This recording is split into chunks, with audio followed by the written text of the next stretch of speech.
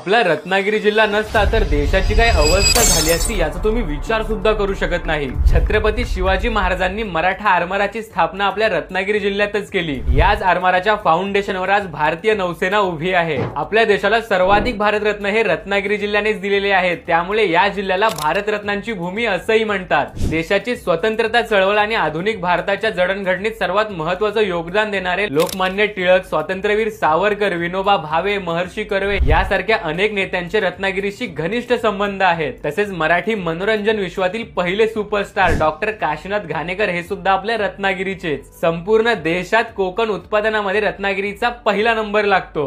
महाराष्ट्रातील सर्वात जास्त लांबीचा समुद्र किनारा हा रत्नागिरी जिल्ह्यालाच लाभलेला आहे आणि याच किनाऱ्यावर आहे जयगड बंदर, जे महाराष्ट्रातील पहिलं खोल पाण्याचं आणि 24/7 ऑपरेशनल असलेलं खासगी बंदर आहे। शिमगा, गणेशोत्सव यासारखे सण आणि दशावतार, कोळी नृत्य यासारख्या लोककलांमुळे रत्नागिरीची सांस्कृतिक समृद्धता आपल्या लक्षात येते। तसेच मराठ्यांच्या पराक्रमाची साक्ष देणारे 13 किल्ले हे एकट्या रत्नागिरी जिल्ह्यातच आहेत। गणपतीपुळे, अनेक सुंदर समुद्र किनारे आणि गडकोटांनी सजलेला हा जिल्हा पर्यावरणाच्या दृष्टीनेही देशाच्या जीडीपीत कोट्यावधींची भर टाकतो। यासोबतच रत्नागिरी ही तिथल्या कातळ शिल्पांसाठीही जगप्रसिद्ध आहे। तर मित्रांनो, आता तुम्ही सुद्धा मला कमेंट करून सांगा की आपली रत्नागिरी अजून कशा कशासाठी प्रसिद्ध आहे।